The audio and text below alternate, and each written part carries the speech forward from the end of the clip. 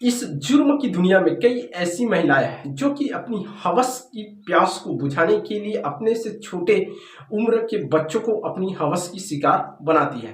दोस्तों, एक 15 साल का लड़का जो कि पढ़ाई करने के लिए दूर शहर में रह रहा होता है, वह एक किराए की मकान में उसी शहर में रहकर पढ़ाई करता रहता है। तभी जो एक महिला होती है, उसके जो मकान होती है जहाँ वो पढ़ाई कर रहा होता है, वहाँ आकर उस बच्चे से मुलाकात करती है और अपने साथ साथ और एक तीन महिलाओं को लेकर आ जाती है और उनसे भी मुलाकात करवाती है। और ये जो 4 महिलाएं होती हैं उस बच्चे के साथ शारीरिक संबंध बनाती है, जिसके वजह से उस बच्चे की मौत हो जाती है।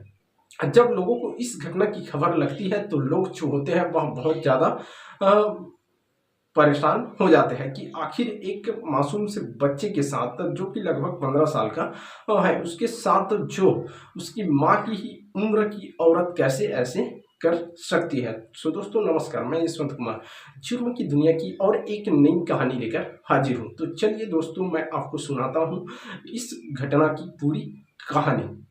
दोस्तों, एक लड़का जिसकी उम्र लगभग 15 साल का होता है और उसका जो नाम होता है वह अज्जू होता है। जो उसके माता पिता होते हैं उसको पढ़ाई करने के लिए दूर शहर भेज देते हैं और उसी शहर में उसके लिए एक किराए का मकान ढूंढकर उसको वहीं रहने के लिए कह दिया जाता है। वो जो बच्चा होता है उसी किराए के मकान में रहकर वह अपना पढ़ाई कर रहा होता है।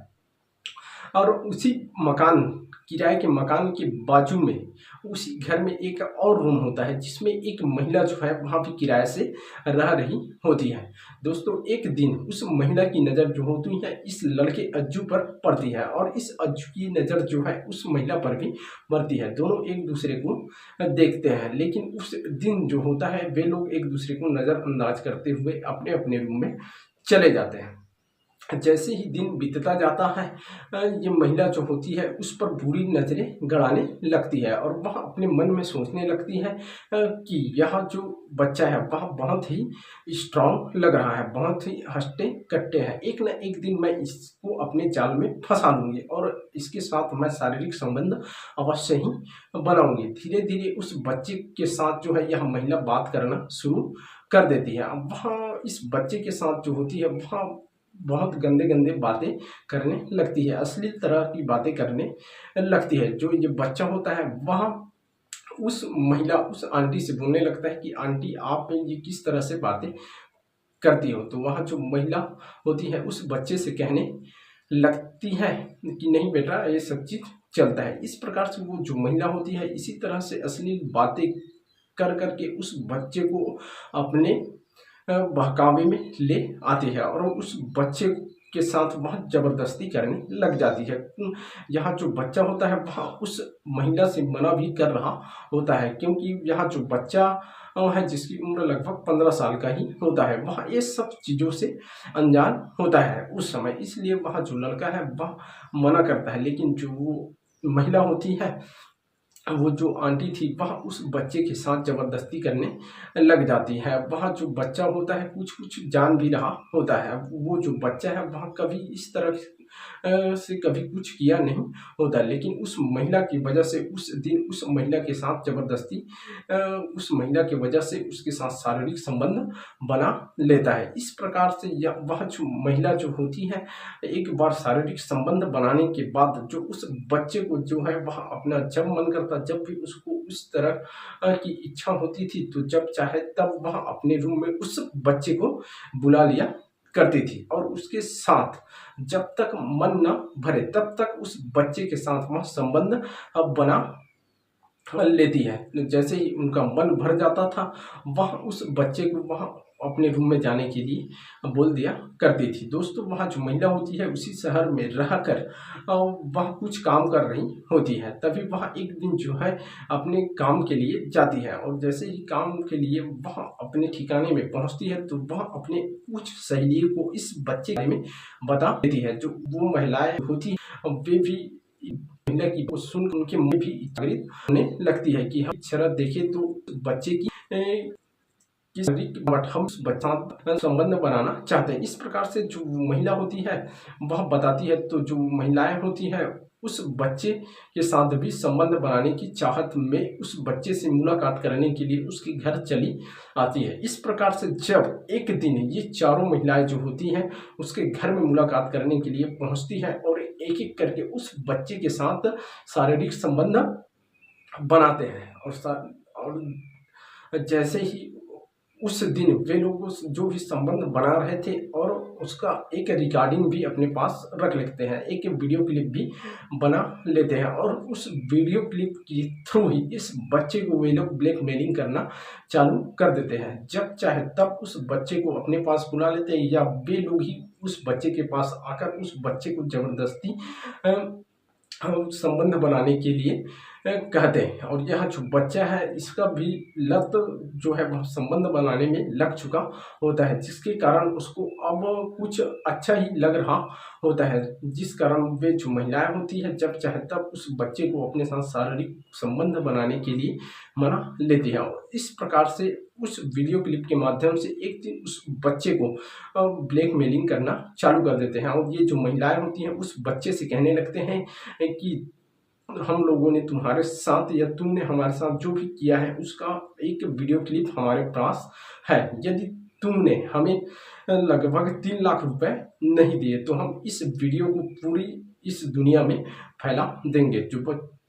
वो जो बच्चा होता है वह जब उसको पता चलता है कि ऐसा ऐसा इन लोगों ने मेरा वीडियो बना लिया है और मैं इन लोगों को पैसा नहीं देता हूं तो ये लोग इस मेरी वीडियो को पूरी इस दुनिया में फैला देंगे जिससे मेरी बदनामी होगी। यह सोचकर वह जो बच्चा होता है वह बहुत ज़्यादा परेशान हो जाता है और वह सोचने लगता है कि आखिर मैं इतनी बड़ी रकम कहाँ से इनको लाकर दूं, क्योंकि उस बच्चे को उसके जो माता पिता होते हैं वे उनके पढ़ाई के खर्चे के हिसाब से महीने में पैसा भेजा करते थे।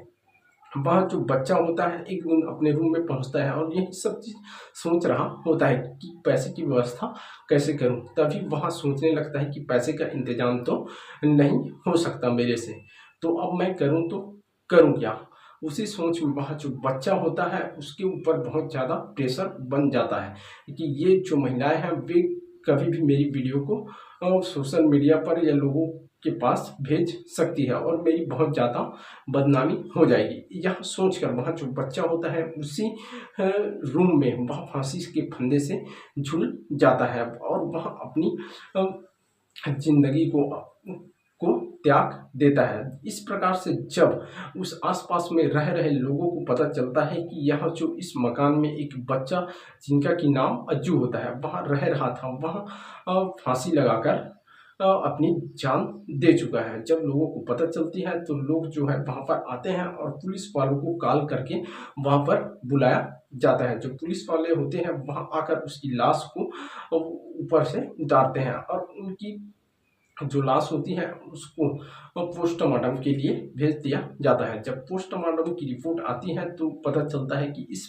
बच्चे की मानसिक प्रेशर बहुत ज़्यादा थी। तभी उसी बाजू में रह रही आंटी जो महिला होती है उससे पूछताछ की जाती है तो वह बहुत देर तक गुमराह कर रही होती है पुलिस को, लेकिन जब कड़ाई से पूछताछ की जाती है तो वह जो महिला होती है अपनी जुर्म कबूल लेती है और अपने साथ और जो 3 महिला होती है उनके बारे में भी पूरी तरह बता देती है। इस प्रकार से जो पुलिस वाले होते हैं इन चारों महिलाओं को उचित धारा लगाकर इन्हें गिरफ्तार करके जेल भेज देते हैं। दोस्तों, इस कहानी को आपको सुनाने का हमारा उद्देश्य किसी की भावनाओं या किसी के दिल को ठेस पहुंचाना नहीं है, बल्कि आपको सचेत करना है कि आपके और हमारे घर में भी बच्चे हैं। बच्चे जो है वो पढ़ाई करने के लिए जाते हैं या कहीं भी खेलने कूदने के लिए जाते हैं, तो उनके ऊपर कड़ी निगरानी रखें कि बच्चा कहाँ आता जाता है, ताकि इस जो बच्चे अज्जू के साथ ये जो महिलाओं ने आपस में मिलकर इनके साथ संबंध बनाए या और किसी भी तरह की दुर्घटना का शिकार न हो सके। तो दोस्तों, यह वीडियो आपको कैसे लगी हमें कमेंट करके अवश्य ही बताइएगा।